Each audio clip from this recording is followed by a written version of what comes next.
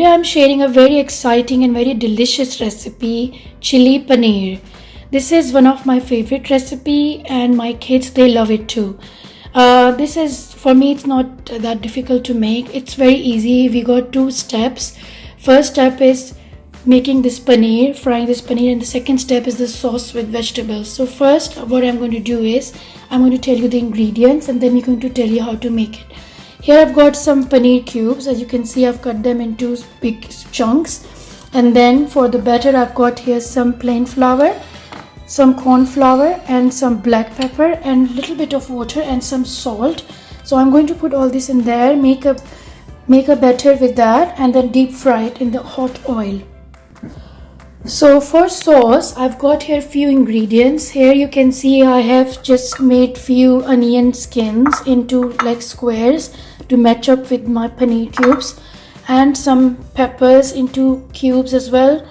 And I've got some chopped green onions, honey, and then I've got some chopped garlic, some green chilies to go in, soya sauce, about 2 tablespoons, half lemon, and then 1 tablespoon black pepper, 1 tablespoon Ajinomoto. This is optional. This is Chinese salt. You don't have to use it if you don't have it, but because I have it, so I'm using it. It just gives extra flavor to chili paneer. Here I've got 1 cup of tomato ketchup. Now this is very important. So this is Kashmiri red chilies. I've soaked them into hot water, and I'm going to drain this water and I'm going to grind this with some ginger in the blender, and I'm going to make a paste for our chili paneer. So now you can see I'm blending the Kashmiri red chilies and some ginger with it. So now you can see that I've got this paste here. Just to let you know, if you don't have Kashmiri red chilies, then you can just use red chili powder instead of this Kashmiri, but this will give a very extinguished flavor and very good color as well in the recipe. Now time to fry our paneer chunks. I'm adding the plain flour and then corn flour and then black pepper, and I'm going to add a little bit of water just to make a paste and a little bit of salt.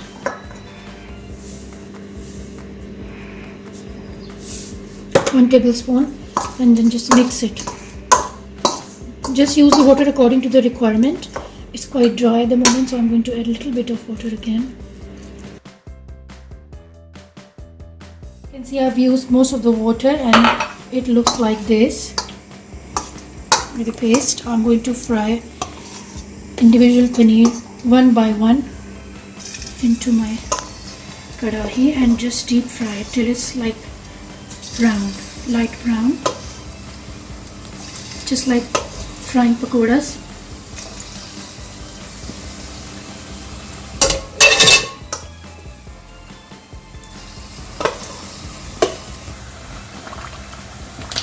Okay, so now you can see that my first batch is almost fried. I'm going to take this, I'm going to put it on some tissue to drain extra oil.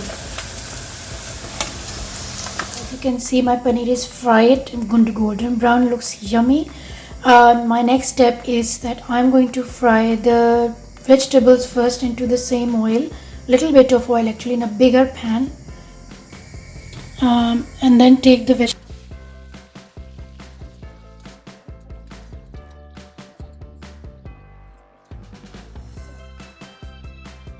Okay, so now you can see that the vegetables are very lightly fried. Look at their color, they look so fresh, and paneer is ready. Now first step is I'm going to add a little bit of oil and just fry my garlic and my green chilies and garlic on high flame. Just saute it. Once it's fried, I'm going to now add the Kashmiri masala that I made earlier.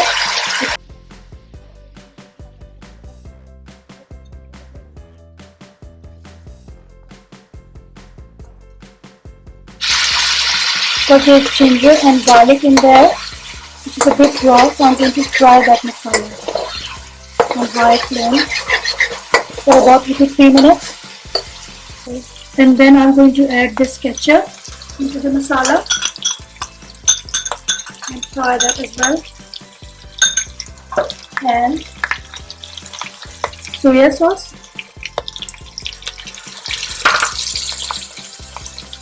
Ajinomoto and black pepper. Ajinomoto is optional. And I'm going to mix that on high flame again.